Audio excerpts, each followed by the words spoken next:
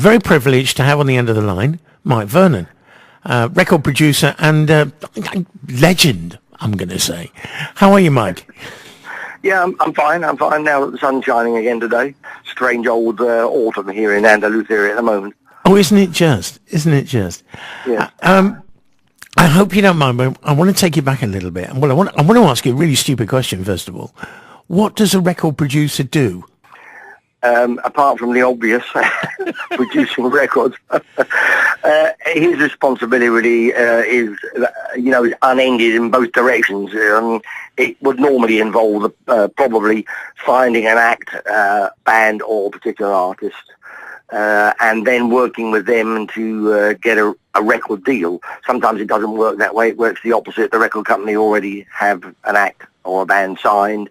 Then they call the record producer, and he is really responsible, rather like the film industry, for organising a suitable studio with a suitable atmosphere, with a good engineer. He's responsible for picking the songs or working with the act to ensure that the songs they're writing are the best they can be for the project. And then really bringing his own mindset to the actual production. How do you see the actual sonic picture at the end of the day? Or are you just going to try to record the band or artist in a live performance, that is to say, to give, similar energy to the record as they would do live, which is the obvious thing to do. Sometimes it isn't the way that you do it. So there are many ways for a producer to spend his time. I've spent my time, for instance, on many sessions rushing down to the Offie to buy cans of beer and bottles of wine and champagne, depending on what their tastes were, because they were grumpy because they weren't drunk enough and stuff like that. Now you've worked in the business. I hope you don't mind me saying this for quite a few years. Yes, and I have.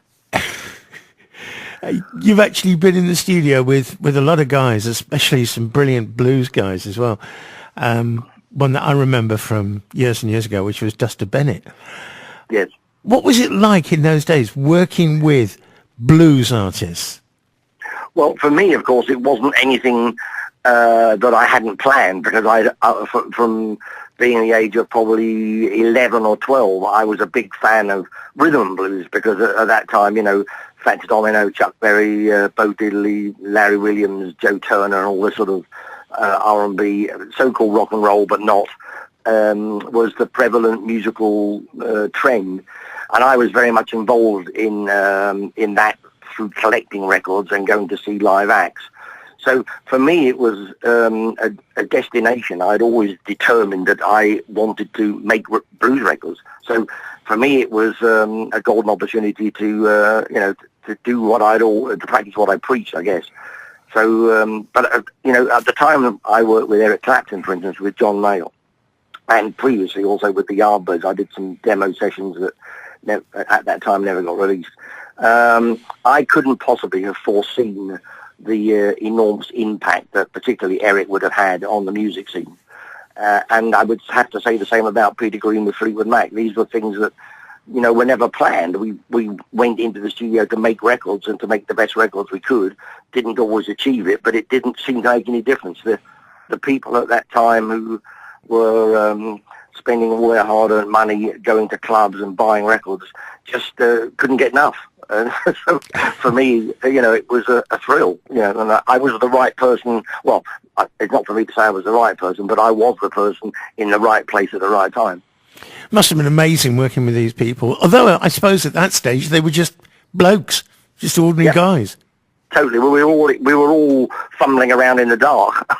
This was a new adventure for all of us, and most of the artists and musicians I worked with were looking at me and my engineers, because I never worked with one all the time, although I had a preference, and that was Gus Dudgeon, to give them the sound they wanted. And likewise, I was looking to them to give me the performance that they wanted and that I wanted to hear. And most of the time it worked. There were occasions when it didn't, but, that's life. You have to put up with that. It's like the great artists of our time, and, the Leonardo da Vinci's and Chagall and whoever else you want to pick. They must have had some bummers as well that they threw away. Yeah. It's like, that's life, and you try not to let those out, but sometimes they get out, and then you have to live with it. Blue Horizon, which was Yes. an interesting record label. You actually owned that and ran that. Yes, with my brother Richard. Yeah. And that was all about blues music. It was. Yes, it was started without any concept of anything else but that. We'd already had a magazine going for about a year called R&B Monthly, which didn't have a big subscription. We sold them basically via mail advertising in Melody Maker, and we went to a few clubs where for instance, like the Crawdaddy in Richmond, where the Yardbirds had a residency, and sold them. And then we started up with the idea of having our own tiny little record label, which would be a blues label. We did a home recording of Hubert Sumlin, who was Howling Wolf's guitar player at that time. And he came to my family house, and we recorded 3 or 4 instrumentals with electric guitar, and put 2 of them out on a single, and we only pressed 99. I think that was the figure, although I've actually got documentation that said actually it was 76. Why it was 76, I've got no idea. Thus avoiding purchase tax, which of course, when we were pretty much, I was then working at Decca, because I started with them in 1962, November the 19th, I remember it well. And from there the label grew, and when Peter Green decided he was going to leave John Mayall's Blues Breakers, he said, I want to record for Blue Horizon. I love the concept of it. It's a little family, and it's a blues label, and that's what my band is going to be, and I want to work with Mike, and I want the record to be on Blue Horizon. And that's what eventually happened. It didn't happen with Decca, which had been the plan. It ended up happening with CBS, but, that's the way the dice fall. Yeah, fantastic. But there's another side to you as well, because you play as well, don't you? Well, I yes, play. I played a little bit of guitar in early years and gave that up, because I don't have very long fingers, and it's very useful to have long fingers if you really want to be able to master all the things that you should be able to master as a top-notch guitarist. And also it hurt the hell out of me, and I couldn't. I just said I can't be bothered with this, and tried playing harmonica, and that didn't really work. The only thing that I felt that I was really any good at, apart from hopefully producing, was that I could sing. I'd learned to sight read and sang in a choir, and did a fair amount of sort of solo work. I actually sang at the Southwark Cathedral once, did a solo passage. It was a bit scary. And so occasionally, I'd end up doing vocal backgrounds on records, and I made a couple of records in the early 70s under my own name, which we don't often talk about.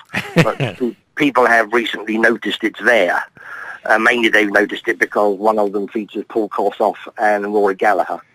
So that's kind of, that's a reason for many people to buy the record, whether they like it or not, but it's because 2 of their heroes are on it. And it's, singing is something I've always enjoyed doing, and I also enjoy songwriting. And if you songwrite, useful if you can sing. Although there are a few monumentally great songwriters who are not great singers, but they get away with it. Yeah. And so maybe I should call myself one of the ones that get away with it. But that's again not for me to say. You're involved in a show which is going to go on here in Spain. Can you tell us just a little bit about it? Yeah, that's the one in Puerto Banús. That's the one. Goya. Yeah.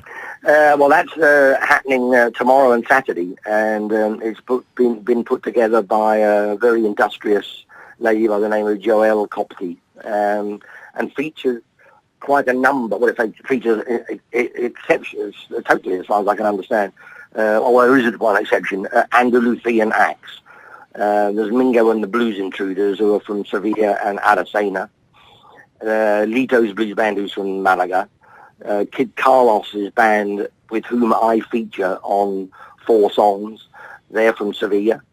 There's another band, I can't remember the name of, actually, as I'm talking to you right now. It's a Spanish band, and I think it's the Executives, I think is the English translation. And also a guest guitarist from Madrid. Francisco, and he plays with Red House, who are from Madrid. Very, very, very good player. So it's going to be a rather exciting couple of nights. I mean, as I say, I'm only on tomorrow night. And that's only 4 songs, but the show is each band get an hour, and it's a big event in as much as it's everybody involved is trying to make people aware of the music, and blues and rhythm and blues music is not at the top of the list of most people's I must have list in terms of CDs, unless it's got B.B. King or Eric Clapton written on it. Yeah. So and I think that all these bands, in particular, I'm an enormous fan of Kid Carlos, who's a young guitar player from Sevilla, who actually plays in my band, the Mighty Combo, who are working in the UK and in Europe on tours and festivals. We don't do many small gigs, we do some.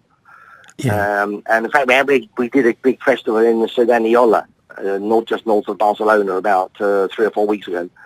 And it was just fantastic. And Carlos is a real find. He's one of these guys who could become very famous and do very well for himself. Very, very excited for him. So that's the fundamental gist of it. I think it's going to be a good show. I'm sure it will be. And obviously, those people who listen to this, and if it hasn't already happened, because I'm not quite sure when you're airing, come down, because I think it's going to be an eye-opener for a lot of people. And those people who know those acts will come anyway, hopefully. Right. What was I going to ask you? Oh, yeah, it's all right. I've not been very well. My brain's just turned off. But It's come back on again now. Do you find that people in Spain are really interested in blues music? Yes, they always have been. It's amazing how many records that came out on Blue Horizon and came out on other labels, especially the American records. They've all been available in Spain at one time or another. There's a huge contingency of really hardcore blues fans, particularly in Barcelona, also in Madrid. I've met people in Salamanca who have a blues society and who put on shows and club nights on a regular basis. And that's not just those. I've mentioned 3 cities, but I can tell you there are probably 30 or 40 cities dotted around Spain, and in Andalusia, Antequera, in the Malaga province here, have a regular blues club every week. Not all the acts are blues, but the majority tend to be. There is one in Granada as well. There are 2 in Sevilla. And it's definitely a form of music that is very popular in Spain. But what we're trying to, everybody who's involved are doing their best to try and make it more reachable. And by doing this show at the Teatro Goya, which is right in the middle of Puerto Banús, we're hoping that it's going to bring people in who actually really don't know a lot about the music, but who'd like to learn a bit. Yeah, yeah. I was going to say, hope it's going to work. When you're in Spain, when you're playing here, do you find that a lot of your audiences are expat, or are they mostly made up of Spaniards? No, they're mostly made up of Spaniards. Wow. And generally speaking, they are between 40 and 60, but we do get quite a lot of people who, especially when we play with Carlos in Spain, we get a lot of people, he's 30, he's just 30, and we get a lot of people of that age in the late 20s, 30s, and they're very enthusiastic. And the band is reasonably young as well. They have a strong singer, Chaco Jones. It's encouraging to see that, especially when we play ferias and fiestas in the season, that a lot of the audience who hang around until 1:30 in the morning are actually younger audiences. And a lot of those people have never heard this kind of music, and they come up and they say, wow, I've never heard anything like this. This is fantastic. Where can we see you next week? We don't always have an answer other than we're not playing next week.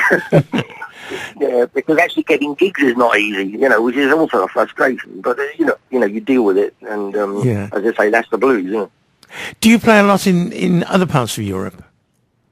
We've done, with the Mighty Combo, we've done a few dates in France and Germany.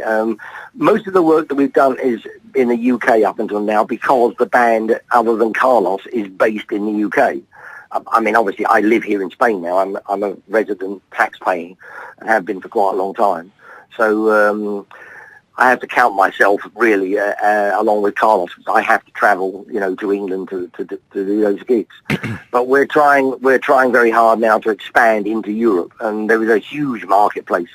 Yes, pretty much in every country in Europe that you want to name. There's a big force of blues fans who are very into the music. Fantastic. Well, look, Mike, all the best with the show. I hope it goes really well. Thank you very much. And hopefully we'll bump into each other one of these days. Absolutely. Okay, it was good talking to you. Thank you very much for your time, sir. You're welcome. Thank you. Bye-bye now. Okay, cheers. Was that okay, Mike? Yeah, it was fine. Perfect. Lovely. Very happy. So you're airing that, it's online, right? No. It goes on FM, but it won't be. Right. It won't be until sort of when is it going to go on FM next week? But don't worry, that's fine. Right, fine. Okay, great. All right. Well, I hope it gets a good reaction. Thank you very much, sir. Thank you for your time. Okay, you've got a copy of the CD, have you? No. I was going to go online and see if I could find some bits and pieces. Yeah, you should be able to get it on Spotify or one of those nasty animals that don't pay. Yeah, I mean, in case you didn't know, the album's called Beyond the Blue Horizon. Yep.